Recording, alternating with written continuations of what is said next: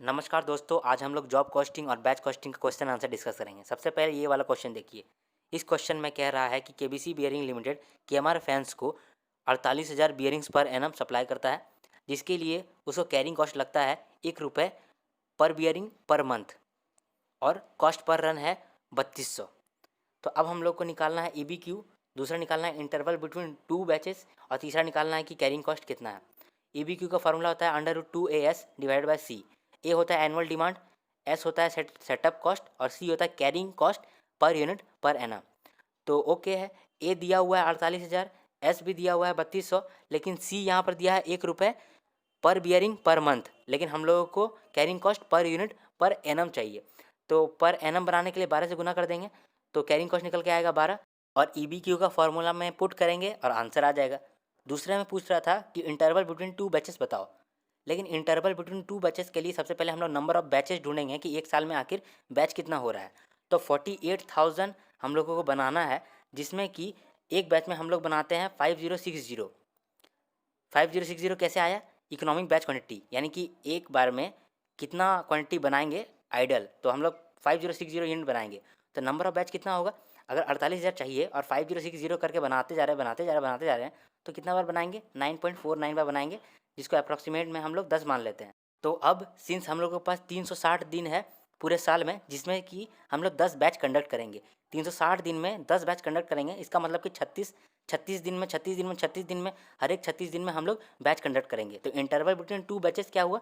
36 दिन हुआ। कैसे निकाले? सबसे पहले नंबर ऑफ बैचेस निकाले, जो कि 10 था। 10 बैच हम लोग कंडक्ट करते हैं 360 दिन में, तो हर एक बैच कितना कितना दिन में करते होंगे? 36 दिन में करते होंगे। अब टोटल कैरिंग कॉस्ट निकालना है। टोटल कैरिंग कॉस्ट का फॉर्मूला होता है Q/2 इंटू सी। Q/2 इसलिए क्यों किए हैं? क्योंकि एवरेज देख सकें। Q/2 इंटू सी फार्मूला में डाल देते हैं 5060 डिवाइड बाई 2 इंटू 12, तो आंसर आ जाता है हम लोग का। अब नेक्स्ट क्वेश्चन में आगे बढ़ते हैं। ये रहा अगला क्वेश्चन। इस क्वेश्चन में कह रहा है कि in the coming year piston का डिमांड होगा 80 मिलियन। मार्केट में पिस्टन का डिमांड होगा 80 मिलियन, लेकिन हम लोग के पास मार्केट शेयर है 1.15%।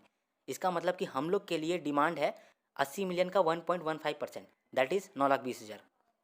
फिर कह रहा है कि कैरिंग कॉस्ट है 1.50 पर पिस्टन पर मंथ, लेकिन हम लोग को तो पर एनम चाहिए होता है, तो 12 से गुना कर देंगे। तो 1.5 इंटू 12 इज इक्वल टू 18, यानी कैरिंग कॉस्ट 18 है। और एनुअल डिमांड कितना आया? 9,20,000। और सेटअप कॉस्ट पर रन 3500 है। यही क्वेश्चन का डेटा है और आपको निकालने बोला है EBQ, और निकालने बोला है कि अगर हम लोग एक बार में 40,000 पिस्टन करके बनाएंगे तो कितना लॉस होगा या कितना एक्स्ट्रा कॉस्ट हम लोग को बियर करना पड़ेगा। अगर हम लोग EBQ में नहीं बना करके पर रन में 40,000 बनाते हैं तो कितना हम लोग एक्स्ट्रा खर्चा कर रहे होंगे। तो सबसे पहले EBQ निकालना ज़रूरी है, क्योंकि EBQ निकालेंगे फिर EBQ और प्रेजेंट पॉलिसी को कंपेयर कर पाएंगे। तो EBQ कैसे निकालेंगे? √2AS डिवाइड बाई सी। ए भी दिया हुआ है 9,20,000, एस भी दिया हुआ है 3500, और सी हम लोग कैसे निकालें? 1.5 इंटू 12। तो हम लोग के पास निकल के आ गया, इतना यूनिट्स हम लोग को बनाना है EBQ के अंदर। अब हम लोग कंपेयर करेंगे, EBQ में बनाते तो कितना कॉस्ट आता और प्रेजेंट पॉलिसी के हिसाब से बनाएंगे तो कितना कॉस्ट आएगा। प्रेजेंट पॉलिसी क्या है? 40,000 पिस्टन पर रन बनाना है।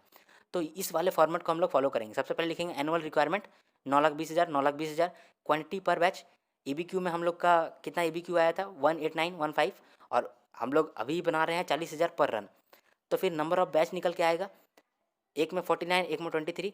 सेटअप कॉस्ट दिया हुआ है कि सेटअप कॉस्ट पर बैच कितना था, जितना जितना बैच हम लोग लगा रहे हैं उतना उतना से इंटू कर देंगे। फिर कैरिंग कॉस्ट कैसे निकलता है? Quantity divide by 2 into carrying cost per unit per annum, वो भी यहाँ पर निकाल दिए। और फिर हम लोग टोटल कॉस्ट निकालते हैं। टोटल कॉस्ट किसका निकलता है? Setup cost plus carrying cost. Total cost निकालने के बाद इस क्वेश्चन में समझ में आ रहा है कि EBQ में कम खर्चा लगा था और प्रेजेंट पॉलिसी में ज़्यादा खर्चा लग रहा है। तो कितना एक्स्ट्रा कॉस्ट हम लोग यहाँ पर इनकर कर रहे हैं, वही तो हम लोग को बताना है। तो एक्स्ट्रा कॉस्ट लिख देंगे 440500 माइनस 636,000, तो आ जाता है 98,765। अब नेक्स्ट क्वेश्चन की ओर बढ़ते हैं। देखिए इस क्वेश्चन को। इस क्वेश्चन में डिमांड है 90,000 स्पेशल डिज़ाइन मेटल कॉलम्स की, जिस और हम लोग बनाते हैं 18,000 कॉलम्स पर ऑर्डर। इसका मतलब एक बैच में 18,000 बनता है। और प्रोडक्शन कॉस्ट आपको दिया गया है, मटेरियल के लिए लगता है 2120, लेबर के लिए 60 और फिक्स्ड ओवरहेड के लिए 20, और सेटअप कॉस्ट बोला है 1500 है, और इन्वेंट्री कैरिंग कॉस्ट है 5%। आपको निकालना है EBQ, और निकालना है कि अगर 8,000 कॉलम्स एक बैच में बनाते हैं तो हम लोग कितना एक्स्ट्रा खर्च करते हैं। सबसे पहले क्वेश्चन में कहा था कि ईबीक्यू निकालने के लिए, और दूसरा बात कह रहा है कि अभी जो प्रेजेंट पॉलिसी में हम लोग 18,000 पर ऑर्डर बना रहे हैं, और अगर ईबीक्यू के हिसाब से बनाएंगे तो एक्चुअली में अभी हम लोग कितना एक्स्ट्रा कॉस्ट इनकर कर रहे हैं और कितना कॉस्ट हम लोग बचा सकते थे अगर ईबीक्यू अपनाते। तो सबसे पहले ईबीक्यू कैलकुलेट करते हैं। ईबीक्यू का फॉर्मूला होता है √2 AS डिवाइडेड बाय सी।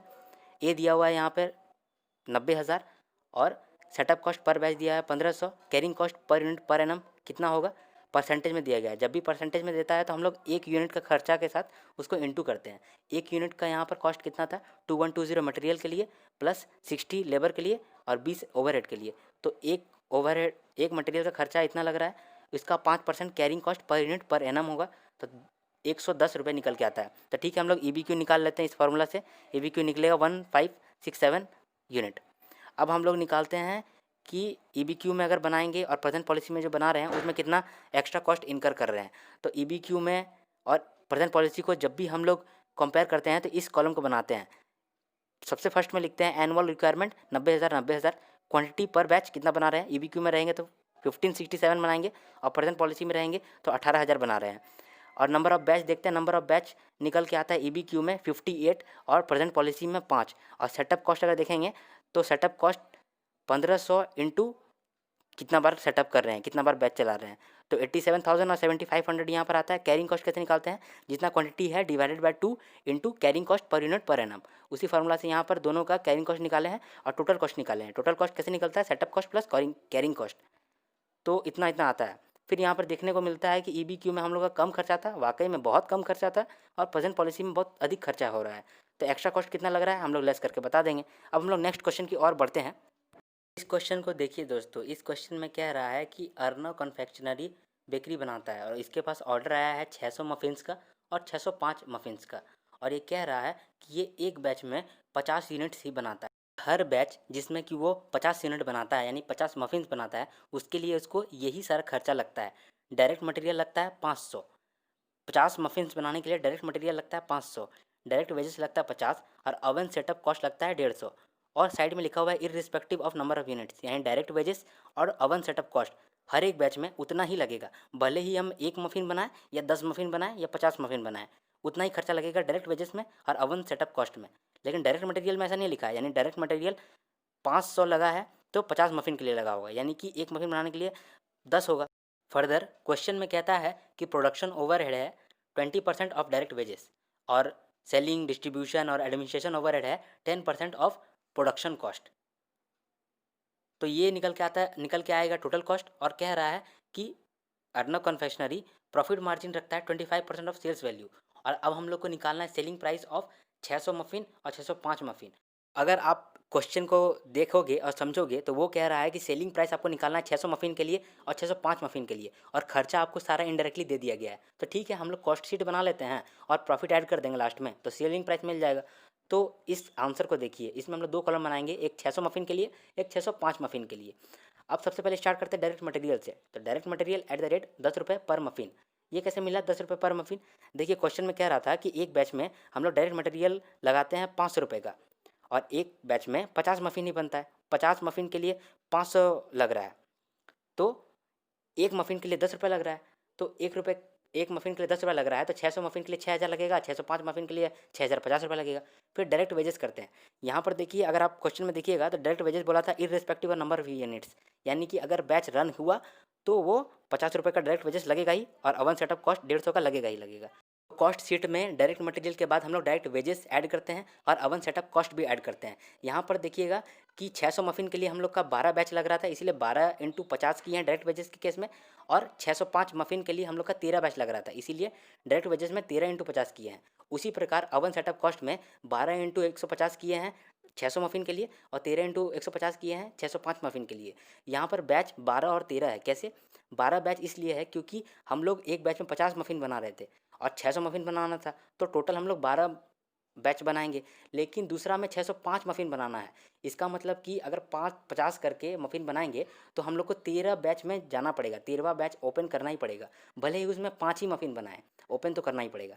तो इसी तरह से डायरेक्ट मटेरियल ऐड किए, डायरेक्ट वेजेस ऐड किए, ओवन सेटअप कॉस्ट ऐड किए, प्राइम कॉस्ट आ गया। प्राइम कॉस्ट के बाद फैक्ट्री ओवरहेड करना है। फैक्ट्री ओवरहेड के लिए लिखा हुआ था 20% ऑफ डायरेक्ट वेजेस, हम लोगों ने वही करा है। फिर फैक्ट्री या वर्क कॉस्ट आया, और यहाँ पर since opening FG closing FG वगैरह वगैरह नहीं दिया था, इसीलिए कॉस्ट ऑफ प्रोडक्शन भी यही रह गया। सिंस कॉस्ट ऑफ प्रोडक्शन आ गया तो सेलिंग डिस्ट्रीब्यूशन और फैक्ट्री ओवरहेड हम लोगों का 10% ऑफ सीओपी मांगा था, तो सीओपी निकाल दिए, टोटल कॉस्ट आ गया, और टोटल कॉस्ट जब आया तो प्रॉफिट ऐड कर देंगे। प्रॉफिट यहाँ पर कहा था 1/4 ऑन सेल, सिंस सेल तो नहीं मालूम है तो इसको कन्वर्ट करके 1/3 ऑन कॉस्ट कर दिए और प्रॉफिट ऐड किए, और जैसे प्रॉफिट ऐड किए सेल आ गया। क्वेश्चन में भी बिल्कुल यही मांग रहा था कि सेलिंग प्राइस बताओ, तो 600 मफिन के लिए सेलिंग प्राइस मिल गया, 605 मफिन के लिए सेलिंग प्राइस मिल गया। तो आगे बढ़ते हैं। ये क्वेश्चन मैंने रिवीजन वीडियो में कवर कर रखा है और ये इंपॉर्टेंट भी है, तो पहले आप उसे जा कर के ज़रूर देख लेना। हम लोग नेक्स्ट क्वेश्चन की ओर आगे बढ़ते हैं। इस क्वेश्चन में आपको direct material, direct wages, selling and distribution overhead, administration overhead और फैक्ट्री ओवरहेड, प्रॉफिट, हर चीज़ दे दिया गया है। और फिर आपको कह रहा है कि आप जॉब कॉस्ट शीट बनाओ, और जॉब कॉस्ट शीट में आपको डायरेक्ट मटेरियल लग रहा है 2,40,000, डायरेक्ट लेबर लग रहा है 1.5 लाख, और सेलिंग एंड डिस्ट्रीब्यूशन ओवरहेड बढ़ गया है 15% से। फैक्ट्री ओवरहेड आपको निकालना है as a percentage of wages paid, और other overhead as a percentage of cost of production. तो आपको बेसिकली जॉब कॉस्ट शीट निकालना है। तो जॉब कॉस्ट शीट निकालने के लिए आपको चाहिए कि किस बेसिस पे आपको फैक्ट्री ओवरहेड निकालना है, एडमिनिस्ट्रेशन ओवरहेड निकालना है, डिस्ट्रीब्यूशन ओवरहेड निकालना है, प्रॉफिट परसेंटेज निकालना है। तो उसको निकालने के लिए पहले आपको कॉस्ट शीट बनाना पड़ेगा कंपनी का। तो कंपनी का कॉस्ट शीट बनाने के लिए आपको सारा डेटा दिया गया है, तो आप पहले बना लो। इसी तरह से आप बनाओगे direct material, direct wages, prime cost आएगा, add factory overhead, factory works cost या फिर कॉस्ट ऑफ प्रोडक्शन आएगा, फिर ऐड करेंगे administration overhead, selling distribution overhead, उसमें प्रॉफिट ऐड करेंगे, हम लोग को सेलिंग प्राइस मिल जाएगा। सिंस ये सारा डेटा हम लोगों को क्वेश्चन में दिया गया है तो इसको बनाने में हम लोगों को कोई प्रॉब्लम नहीं होगा। लेकिन अब हम लोगों को निकालना है कि किस बेसिस में बांटना है, कितना परसेंटेज डायरेक्ट वेजेस का फैक्ट्री ओवरहेड होता है, कितना percentage cost of production other overhead का होगा। तो सबसे पहले हम लोग निकाल लेते हैं। सबसे पहले लिखेंगे फैक्ट्री ओवरहेड परसेंटेज, निकाल लेंगे 4.5 lakh divide by 7.5 lakh into 100, 60% of wages आया। फिर एडमिनिस्ट्रेशन ओवरहेड परसेंटेज उसी तरह से निकाल लेंगे कि 20% ऑफ COP आता है। Selling distribution overhead 28.75 of COP आता है। सिंस यहाँ पर आप देख सकते हैं कि selling and distribution overhead question में कहा था कि 15% से अप हो जाएगा, तो ठीक है 15% से हम लोगों ने अप भी कर दिया है। यहाँ पर कैसे अप किया है, यहाँ पर देख सकते हैं 5,25,000 डिवाइड बाय 2,10,000 इंटू 100 होना चाहिए था, लेकिन हम लोगों ने 5,25,000 into 115% divide by 21 lakh into 100 किया है, ताकि इसका इंक्रीज वैल्यू ही हम लोग को मिल जाए। तो जो 15% इंक्रीज़ हुआ है उसका इफेक्ट लेते हुए यहाँ पर 28.75 ऑफ COP आया है, सेलिंग डिस्ट्रीब्यूशन ओवरहेड परसेंटेज।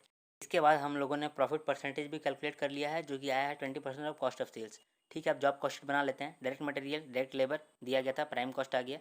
अब ऐड किए हैं फैक्ट्री ओवरहेड, जो कि 60% ऑफ डायरेक्ट वेजेस था, तो 60% ऑफ 1,90,000 आता है। इसको ऐड करेंगे तो निकलेगा फैक्ट्री वर्क्स कॉस्ट या फिर COP। उसमें से एडमिनिस्ट्रेशन ओवरहेड और सेलिंग डिस्ट्रीब्यूशन ओवरहेड ऐड करेंगे, जो कि हम लोगों ने परसेंटेज निकाला था 20% ऑफ 4,80,000 और 28.75% ऑफ 4,80,000। तो इसको भी ऐड करके कॉस्ट ऑफ सेल्स आ जाता है, फिर प्रॉफिट ऐड करते हैं और सिंपली हम लोगों के पास सेलिंग प्राइस आ जाता है, सेल्स वैल्यू आ जाता है। बस यहाँ पर हम लोग का ये क्वेश्चन आंसर रिवीजन भी खत्म होता है। जय हिंद, जय भारत।